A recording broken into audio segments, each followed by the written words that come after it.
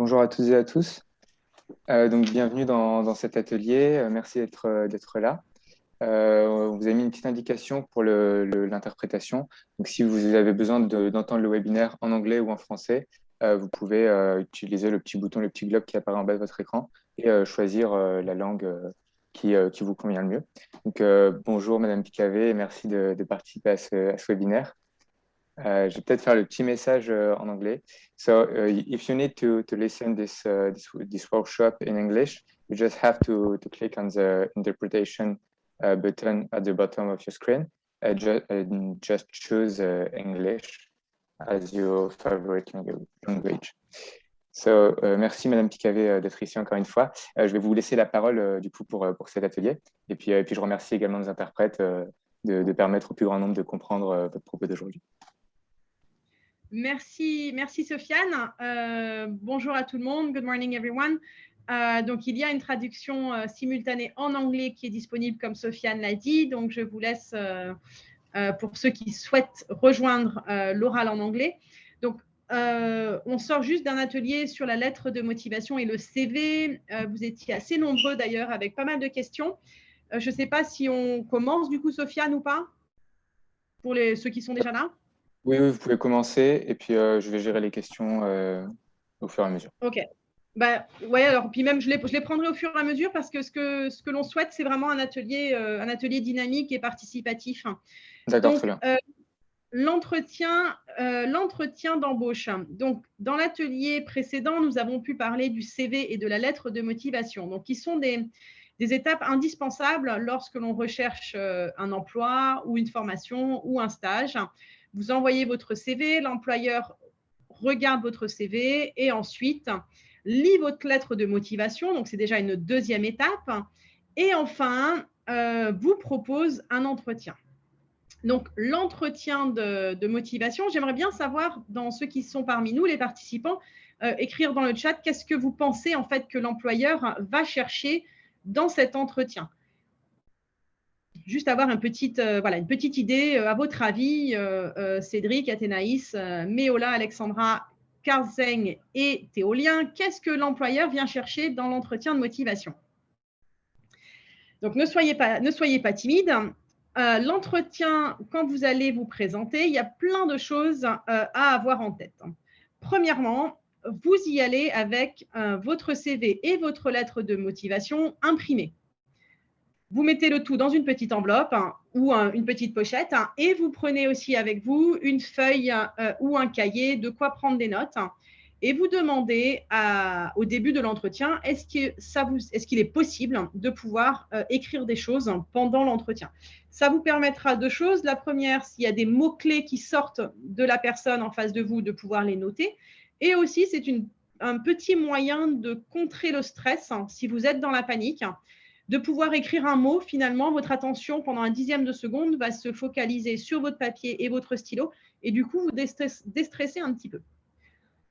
Le stress, quand on a un entretien d'embauche, on arrive un petit peu en avance. On n'arrive jamais juste pile à l'heure parce que peut-être que dans l'entreprise dans laquelle vous allez aller, il faut passer la sécurité, il faut donner son passeport contre un badge. Donc, n'oubliez pas d'y aller avec une pièce d'identité, surtout aujourd'hui, depuis quelques années, avec tous les problèmes de terrorisme, etc.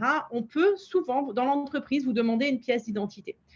Donc, il faut prévoir ce petit temps, d'accord? Si vous devez échanger pièce d'identité contre badge, éventuellement demander où sont les toilettes si, pour les filles, vous voulez un petit peu être sûr que vous êtes bien apprêté. Ou alors satisfaire une envie naturelle pour être plutôt tranquille le jour de l'entretien. C'est normal d'arriver stressé. L'employeur ne s'attend pas à avoir en face de lui quelqu'un de complètement détendu. Donc, ne vous stressez pas parce que vous êtes stressé. Il y a bien entendu des petites techniques à faire. On respire par le ventre, par exemple, et ça va tout de suite vous détendre. On se pose, si vous pouvez, juste avant d'aller à l'entretien, qu'il y a un café pas très loin de l'endroit où vous allez, posez-vous et prenez quelque chose, un jus de fruits ou quelque chose comme ça, et essayez de réfléchir à autre chose. Vraiment, essayez de vous mettre dans un environnement et un état d'esprit plutôt tranquille. Donc, merci Méola. La motivation, notre plus-value, ce qu'on va apporter de plus à l'entreprise. Il faut savoir que l'employeur, il a besoin de vous. Il ne s'amuse pas à faire passer des entretiens parce qu'il s'est dit que le jeudi matin, entre 10h et 13h, il n'avait pas grand-chose à faire. Il a un poste à pourvoir, il a une offre de stage à pourvoir, il a besoin de vos compétences, il a besoin de vous. Donc ça, il faut vraiment que vous l'ayez en tête et vous dire, je suis là, je suis à l'entretien. Ça veut dire que la carte d'identité qu'il a vue, mon CV, ma lettre de motivation, a été assez persuasif pour donner envie à la personne de me rencontrer.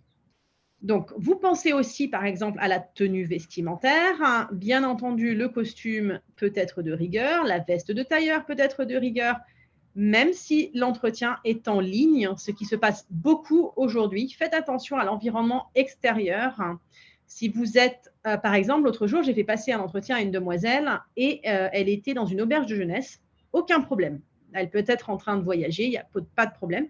Précisez-le à l'employeur. Dites que malheureusement, vous êtes dans un environnement qui n'est pas très silencieux et qu'il peut y avoir des distractions derrière. C'est beaucoup d'entretiens aujourd'hui à distance, donc n'hésitez pas à le préciser. Ça n'est pas un problème à partir du moment où vous le faites savoir. Vous pouvez aussi cacher votre fond derrière. Sur Zoom, c'est très facile à faire. Mais l'employeur peut utiliser Teams, il peut utiliser même WhatsApp. Moi, j'ai fait passer des fois des entretiens sur WhatsApp. Donc, familiarisez-vous aussi avec l'outil avant l'entretien pour ne pas être en stress au moment venu. Si c'est un entretien physique en présentiel, allez sur place pour pouvoir être familier avec l'endroit où vous allez passer l'entretien. Pour diminuer également le stress, quelque chose que vous pouvez faire et que je vous conseille de faire, c'est de googliser la personne avec qui vous allez discuter. Vous tapez son nom sur Google, vous tapez son nom sur Google Images et vous essayez déjà d'avoir un petit peu de voir à quoi la personne ressemble pour que quand elle viendra vous chercher, vous pouvez savoir que c'est effectivement la dame avec laquelle, de relations humaines avec qui vous avez rendez-vous, ou alors c'est sa secrétaire. Vous allez pouvoir effectivement avoir un visage et savoir à qui vous attendre. Vous allez pouvoir voir un petit peu le parcours de la personne. On ne s'adresse pas de la même façon, même si ça peut être discutable et ce serait souhaitable, on ne s'adresse pas malheureusement de la même façon à un DRH ou à sa secrétaire. Mais attention, je ne suis pas en train de vous dire de manquer de respect à la secrétaire. Ce n'est pas du tout ce que je veux dire. Mais si vous avez une vision de la personne à qui vous allez vous adresser, ça va diminuer inconsciemment votre quantité de stress quand vous allez aborder l'entretien. L'entretien peut, une fois que vous êtes dans la salle, vous êtes arrivé, vous adaptez une posture sûre de vous. Vous pouvez croiser les jambes, il n'y a pas de problème. Les filles, je sais que souvent, ça rassure les femmes de croiser les jambes. Ça n'est pas un problème. Par contre, on évite de se torturer les doigts comme ça, comme je suis en train de le faire. Ça, c'est pas super, d'accord? Si vous êtes en ligne, vous pouvez cacher vos mains. Si vous êtes en face de la personne, vous pouvez les poser l'une sur l'autre sur la table et ça vous appuie. Et vous pouvez comme ça transpirer tranquillement. Vos mains vont pouvoir être toutes mouillées de stress, mais ce n'est pas grave, ça ne se verra pas. Vos mains sont posées l'une sur l'autre. On ne vous demande pas de faire de l'origami ou quoi que ce soit. Mais ça pourra éviter de montrer un signe de stress à la personne, au recruteur qui est en face de vous. Vous attendez que la personne prenne la parole. Ce n'est pas vous qui initiez la conversation. Vous êtes là pour répondre aux sollicitations de la personne qui est en face de vous. Elle va bien entendu vous poser des questions et elle va mener, elle, l'entretien. Vous pouvez la remercier pour le temps qui vous est accordé, mais vous pouvez attendre la fin pour remercier. Des fois, quand on remercie trop tôt, ça fait un petit peu bon. J'ai placé ça, je m'étais dit qu'il fallait le faire, donc c'est fait. Donc moi, je vous conseille de le garder pour la fin, de remercier à la fin. Merci pour le temps que vous m'avez accordé. Quelle est la suite? Quelle va être la suite de la procédure? Sous combien de temps je vais être contactée, etc. Ça, je vous conseille de le faire à la fin. Encore une fois, les conseils que je vous donne, ce sont uniquement, ce n'est pas parole d'évangile, c'est ce que je vous dis aujourd'hui. Peut-être qu'un autre recruteur vous dirait autre chose. Danaïka, si vous avez une question, je vous invite à la poser dans le chat, ce qui me permet de pouvoir y répondre à un petit moment. Et puis sinon, on vous donnera la parole à la fin. Donc, l'employeur va commencer à vous poser des questions. Il peut vous poser des questions. Alors, présentez-vous. Qui êtes-vous? Est-ce que vous savez pourquoi vous êtes là? Et puis, il peut avoir des questions très originales. Il peut avoir des questions alors classiques. Est-ce que vous pouvez me dire vos qualités, vos défauts, quelque chose qui… Soyez-y préparés, d'accord? C'est toujours important de savoir effectivement quelles sont vos qualités, quels sont vos défauts, de faire de vos défauts des qualités. Je suis timide, mais je suis très productif. Enfin, voilà, à vous d'essayer de les retourner en sens positif et de pouvoir sortir ces qualités et ces défauts à d'autres moments si la question n'est pas directe. Il y a des employeurs, et moi, c'est une question que j'aime beaucoup, par exemple, c'est si je devais, par exemple, parler à Sofiane, qui est avec nous aujourd'hui et qui a introduit cet atelier. Sofiane, si vos amis devaient me parler de vous, qu'est-ce qu'ils diraient? Et la question derrière, moi, ce que je veux que Sofiane me dise, c'est mes amis, ils trouvent que je suis hyper drôle, que qu'on peut me faire confiance, que je suis toujours disponible, mais que je suis un peu timide et que des fois, je ne suis pas celui qui va donner les idées, mais par contre, quand on me demande de travailler sur un projet, on peut me faire confiance. Finalement, la question derrière que j'ai posée à Sofiane, c'est je veux savoir quelles sont ses qualités et ses défauts à Sofiane. Mais je veux surtout savoir comment il va répondre à la question. Finalement, ses qualités et ses défauts, je les aurais peut-être vus sur le CV, ou alors en voyant Sofiane en face de moi, je le sentirais. Donc, je vois Cédric qui demande comment faire une bonne impression. Je pense que faire une bonne impression, c'est effectivement indispensable parce que j'aime bien prendre le parallèle avec un site de rencontre. L'employeur, il a vu votre CV, il a vu votre lettre de motivation, il a eu envie de vous rencontrer. C'est peut-être pas lui d'ailleurs qui a fait la sélection. C'est peut-être son assistante, c'est peut-être son collègue, c'est peut-être quelqu'un d'autre. Mais en tout cas, quelqu'un a eu envie de vous rencontrer. C'est la même chose que si vous étiez, et tout le monde autour de cet atelier connaît les sites de rencontre. Vous y êtes peut-être jamais allé, mais vous savez comment ça marche. On fait un profil, on met des photos et on espère que quelqu'un vienne nous pêcher et puis nous dire « Coucou, j'ai envie qu'on aille boire un café ». Là, c'est pareil, sauf qu'il n'y a pas de café. Quoique, dans certains entretiens, il peut y avoir du café. Donc, faire une bonne impression, c'est être vous-même. Et il y a une seule chose, je pense vraiment, vraiment qu'il faut essayer d'éviter, c'est l'arrogance. C'est montrer que vous essayez d'être supérieur que la personne en face de vous. Et ça, c'est vraiment quelque chose à bannir. Mais si vous êtes vous-même, si vous n'essayez pas de jouer un rôle, là, vous ferez une bonne impression. C'est vraiment, il ne s'agit pas de jouer une pièce de théâtre, il s'agit de montrer à l'employeur, au recruteur, que vous et lui, vous pouvez faire des choses ensemble et qu'il a un besoin, sur un poste spécifique et vous pouvez répondre à ce besoin. Je vois, Marie-Noëlle, que tu es là, tu veux intervenir? Non? D'accord. Donc, la bonne impression, elle sera là, Cédric, si vous êtes vous-même.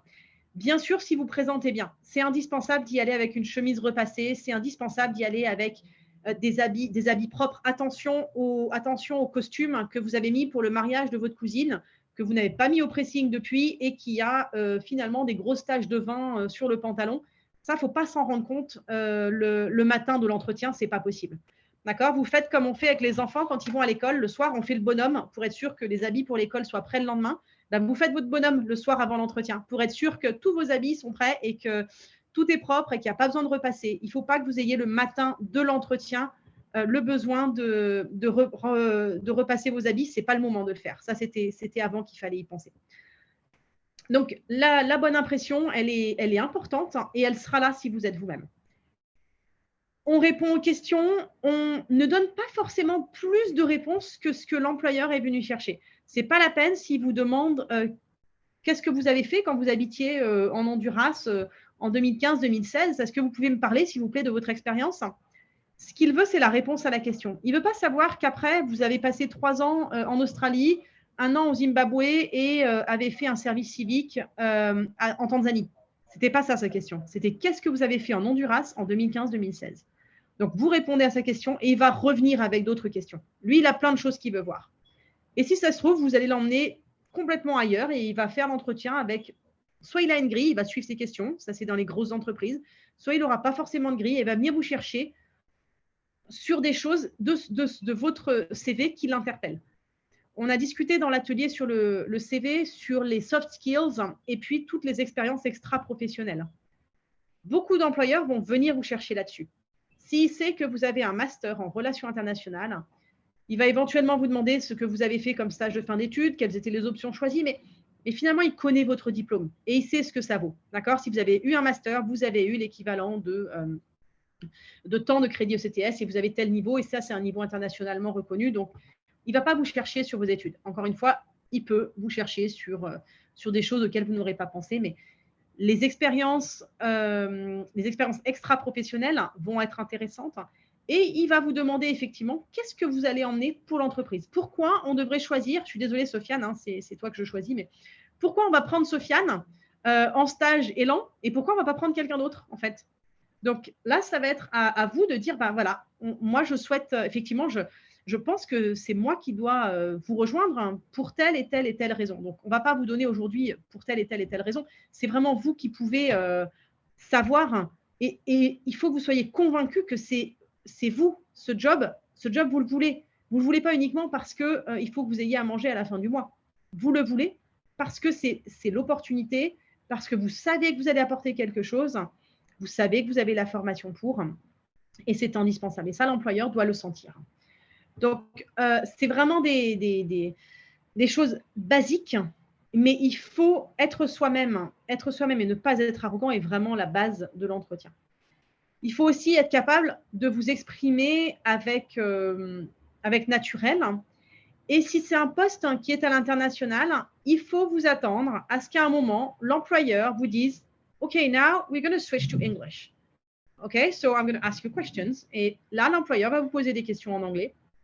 Mais très souvent, il va pouvoir faire ça du tac au tac. D'accord ? Il va pouvoir, au moment de l'entretien, si vous avez mis que vous aviez un TOEIC à 850, eh ben, l'employeur va vouloir checker que vous avez effectivement un TOEIC à 850. Ou alors, pour les personnes qui candidateraient en France, que vous avez effectivement un DALF C1 ou un DELF B2. Et l'employeur va vouloir vérifier cette information, en plus du diplôme que vous allez lui envoyer. Donc ça, il faut vous y attendre. Vous pouvez aussi arriver à un entretien et puis l'entretien se déroule complètement en anglais. Je suis désolée, il y a un hélicoptère qui passe. Donc ça, c'est un exemple. Ben, voilà, vous êtes en entretien, il y a un hélicoptère qui passe, il y a les pompiers qui sont là, ben, vous le dites. Excusez-moi, monsieur, les pompiers sont dans la rue à côté, je suis désolée pour le dérangement. Voilà. Donc voilà, l'hélicoptère est passé, puis finalement, on reprend la conversation. Donc l'entretien peut se dérouler directement dans la langue cible, sans que vous en ayez été prévenu. D'accord ? Si c'est un entretien téléphonique, pareil. Moi, ça m'est arrivé d'avoir pour plusieurs postes où il y avait beaucoup d'entretiens à la suite. Ben, le téléphone sonne, c'est un entretien qui n'était pas prévu et qui en plus se passe en anglais. Il faut y être préparé. D'accord ? Et ça peut arriver. Vous pouvez être convoqué à l'entretien par téléphone ou par email. Ce ne sera pas forcément un email vous donnant rendez-vous à tel jour, telle date en ligne. D'accord ? Donc ça, c'est important. L'entretien se déroule, il peut durer longtemps ou il peut être très court. Ça n'est pas parce que l'entretien est très court que votre candidature ne sera pas retenue. D'accord ? L'employeur, assez rapidement, se fait une idée de la personne qu'il a en face de lui. Vous pouvez faire un entretien de 15 minutes, 20 minutes, et puis finalement être retenu sur le poste. Il faut savoir que quand on passe des concours, par exemple, pour rentrer en école d'ingénieur, les personnes n'ont pas 1h30 à vous consacrer. D'accord ? Ils savent ce qu'ils veulent regarder. En 15 minutes, c'est fait. Moi, je vous dirais même que dans les 5 premières minutes, on sait si on a envie de continuer l'aventure avec la personne ou pas. Donc, la première impression, comme a demandé Cédric, elle est importante, elle est indispensable. Mais si vous êtes naturel, souriant, vous-même, ça va se faire.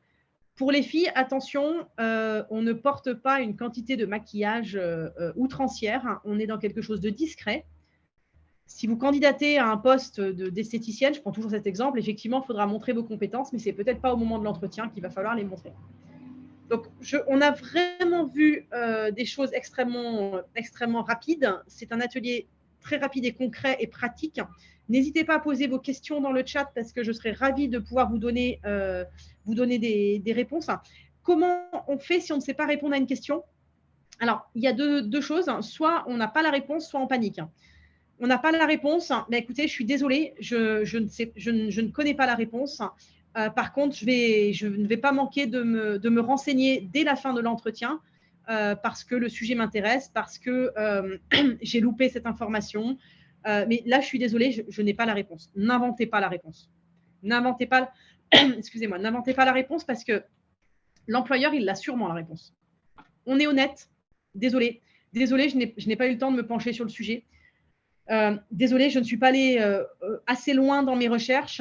Non, je suis navrée, je ne connais pas le nombre d'employés dans votre société, monsieur Dupont, mais je suis certaine de pouvoir trouver l'information sur Internet. Vous pouvez dire à l'employeur où est-ce que vous allez aller chercher l'information. D'accord ? Je vais me renseigner dès la fin de cet entretien et j'irai chercher l'information. Mais n'inventez pas de réponse. Et c'est possible que vous ayez des questions auxquelles vous n'avez pas de réponse. D'accord? Il y a aussi des questions qui sont très classiques. Où est-ce que vous voyez dans 3 ans? Où est-ce que vous voyez dans 5 ans? Donc, réfléchissez-y avant d'aller à l'entretien. Et peut-être que personne ne vous posera la question. Mais c'est important de savoir, et même pour vous, de savoir où est-ce que vous vous imaginez dans 5 ans? Où est-ce que vous vous imaginez dans 10 ans? Dans 2 ans? D'accord? Doit-on tout savoir d'une entreprise avant l'entretien? Alors, non, vous ne devez pas tout savoir d'une entreprise avant l'entretien, mais par contre, c'est indispensable de vous renseigner sur l'entreprise. C'est indispensable de savoir, par exemple, s'il y a eu une fusion dans les années qui ont précédé et que l'entreprise Intel était en fait une entreprise avant basée à la Jamaïque, mais qui a fusionné avec une entreprise américaine et dont le siège social est aujourd'hui à Denver. C'est pas mal de savoir ces choses-là. Ça vous permettra de savoir, par exemple, que la personne que vous avez avant en face de vous a été délocalisée. Elle était avant au siège de, je sais pas, je parle par exemple Digicel. Que vous étiez avant à Digicel IT, vous avez été relocalisé à Digicel Sainte-Lucie. Et maintenant, Digicel est en train de mettre tout son personnel, par exemple, à la Jamaïque. Ben, c'est pas mal de savoir qu'il y a eu tous ces changements de géographie. Ce n'est pas indispensable de tout savoir. Hein. Quelque chose qui peut être intéressant, Johanna, c'est de savoir d'où vient la personne que vous avez en face de vous, d'aller voir son profil LinkedIn. Ce n'est pas grave si vous allez voir son profil LinkedIn. Hein. Ça montre que vous êtes allé vous renseigner sur la personne. D'aller voir sur Google où était la personne avant. Vous allez peut-être vous rendre compte que le recruteur, ça fait 1 mois qu'il est dans la société. Donc finalement, il aura des connaissances supérieures sur l'entreprise, mais pas non plus, il ne connaîtra pas l'entreprise dans son intimité. Et donc, ne pas avoir peur de la question sans réponse et ne pas avoir peur de ne pas tout connaître sur l'entreprise. Mais par contre, c'est indispensable de vous être renseigné avant sur l'entreprise. Est-ce que vous avez des questions? Oui. Oui, bah justement, j'allais dire la même chose. Je vous invite à poser vos questions, notamment d'Anaïka qui avait levé la main pendant ton intervention, si jamais Madame Picavet n'a pas répondu à ta question. Et moi, de mon côté, j'aimerais te demander, au niveau des relances, c'est-à-dire on a eu un entretien, on n'a pas de nouvelles de l'entreprise, est-ce qu'on a le droit d'envoyer un mail ou d'appeler l'entreprise? Et si oui, à quel délai? Enfin, comment ça se passe selon toi? Alors, le droit, vous l'avez. Déjà, je vous conseille à la fin de l'entretien, merci Madame Dupont, je vous remercie de m'avoir consacré du temps. Est-ce que vous pouvez m'indiquer les démarches, la suite du processus de recrutement? Donc là, Madame Dupont, elle est censée vous dire, écoutez, là, on finit les entretiens. Elle peut vous dire, oh là là, vous savez, on a beaucoup de candidatures, on ne sait pas trop. Bon, si Madame Dupont, elle vous dit, on ne sait pas trop, une semaine après, moi, ça me paraît un bon timing, mais pareil, d'autres recruteurs vous diront jamais avant 15 jours. Une semaine après, déjà en quittant l'entretien, vous pouvez faire un petit mail. Je vous remercie pour le temps accordé et dans l'attente d'une réponse de votre part, bien cordialement. Donc ça, c'est toujours intéressant de faire un petit mail de remerciement. Attention aux fautes d'orthographe. Une semaine après, me paraît, si vous n'avez pas de nouvelles du tout, une semaine après, vous pouvez faire un petit mail. Bonjour, je me permets de revenir vers vous suite à l'entretien du 15 novembre afin de savoir si vous avez pu avancer dans le processus de recrutement. Je suis toujours fortement intéressée par le poste et vous confirme par la présente voilà, mon intérêt à rejoindre votre équipe. Quelque chose comme ça, bien cordialement. Je reste à votre disposition pour tout complément d'information dont vous auriez besoin. D'accord? Quelque chose de ces classiques. Vous pouvez relancer une fois. Au bout de 15 jours, éventuellement une deuxième fois, mais attention à trop de relances. D'accord? Maintenant, je ne vous cache pas que des fois, on est content quand la personne nous relance parce que finalement, on a commencé un processus de recrutement, on a eu une restructuration dans l'entreprise, on a complètement oublié de confirmer à la personne que finalement, on était très intéressé par son profil, mais on a une restructuration en cours et on n'a pas eu le temps de se repencher sur le dossier. Donc voilà, ça peut être… j'ai envie de vous dire, c'est pas parce que vous relancez trop tôt, trop tard, que ça va être néfaste ou bénéfique. La personne, quand vous sortez de l'entretien, elle a déjà son opinion. D'accord? Elle peut avoir un coup de cœur pour quelqu'un après. C'est pas un problème, mais moi, je trouve que la relance est intéressante, elle est utile. Et surtout, l'employeur peut avoir beaucoup, beaucoup de choses à gérer de l'autre côté. Donc oui, Sofiane, la relance, moi, je suis pour. D'autres personnes vous diraient d'attendre plus longtemps. Maintenant, c'est toujours intéressant aussi de connaître le processus de recrutement quand on quitte, excusez-moi pour le deuxième hélicoptère, quand on quitte l'entretien oral, ça évite de stresser chez soi. Mais on sait aussi que si vous avez candidaté, c'est que vous n'avez rien pour l'instant. Et donc, en tant que recruteur, je trouve toujours respectueux et intéressant pour les deux parties de tenir au courant rapidement après l'entretien. Nous, à l'Alliance française, on essaye de donner des réponses en général dans la semaine à la personne. Mais des fois, malheureusement, on ne peut pas parce qu'on attend de comparer avec d'autres candidatures. Mais oui, la relance est intéressante. D'accord. Et vous pouvez aussi demander, si vous n'êtes pas retenu, pourquoi. D'accord? Dire, ben voilà, écoutez, je vous remercie pour votre retour. Est-ce que je pourrais savoir, voilà, avoir des détails sur quel est le… Voilà. Vous essayez de phraser ça comme il faut. Alors, on a une question de Cédric dans le chat. Il dit, alors, si nous sommes dans le cas où l'on a plusieurs entretiens dans différentes entreprises, est-ce qu'on doit accepter la première entreprise qui nous engage ou non? Alors, Cédric, ça va dépendre de l'intérêt du poste pour lequel tu postules. Non, tu n'es pas obligé de dire oui à la première entreprise qui te dit oui. Déjà, vous n'êtes jamais obligé de dire oui. Ça, c'est important de le savoir, hein. Vous pouvez refuser une proposition, que ce soit une proposition de stage ou d'emploi, vous pouvez la refuser. Vous pouvez avoir évolué dans votre réflexion, vous pouvez avoir trouvé quelque chose de plus intéressant et c'est très bien. Si c'est un choix de riche et que vous avez, vous, le choix, ben, tant mieux. Et je vous le souhaite. Maintenant, vous pouvez toujours dire à l'employeur, quand on va vous demander quel est le… Est-ce que vous postulez aujourd'hui pour d'autres stages, pour d'autres postes? Soyez transparent.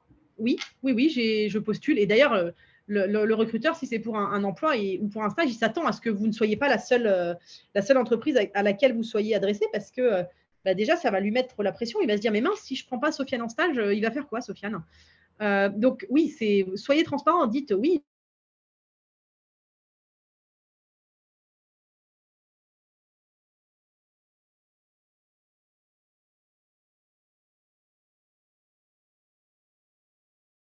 Étant donné là, vous dites, je préférais aller à Sainte-Lucie parce que la description du stage me convient parfaitement et m'intéresse. Et vous n'allez pas dire à l'employeur en face de vous, bon, écoutez, je rêve d'aller à New York, hein, mais vraiment, si j'ai rien, je suis OK de finir à la Martinique. D'accord? Bien sûr, vous faites attention à ce que vous dites. Et donc, vous pouvez aussi dire à la personne qui vous dit, écoutez, j'ai retenu votre candidature, leur dire, écoutez, sous combien de temps souhaitez-vous une réponse de ma part? Ce qui va vous permettre d'attendre les réponses des autres entreprises. Donc après, vous pouvez aussi dire non, prendre le risque de ne rien avoir, mais toujours demander voilà, quel est le délai convenable pour que je puisse vous faire un retour et vous confirmer, ma décision. Donc j'espère, Cédric, que ça répond à votre question. Marie-Noël, comment aborder la question de la rémunération? Soit l'employeur va l'aborder de lui-même, soit vous pouvez demander à l'employeur, quelle est la grille de rémunération sur laquelle vous souhaitez vous baser pour le recrutement en cours. Donc l'employeur, il a une idée. Il sait combien il veut vous donner. Ayez une idée aussi et renseignez-vous auparavant sur le poste de réceptionniste dans tel hôtel. Et en général, la rémunération, c'est de temps.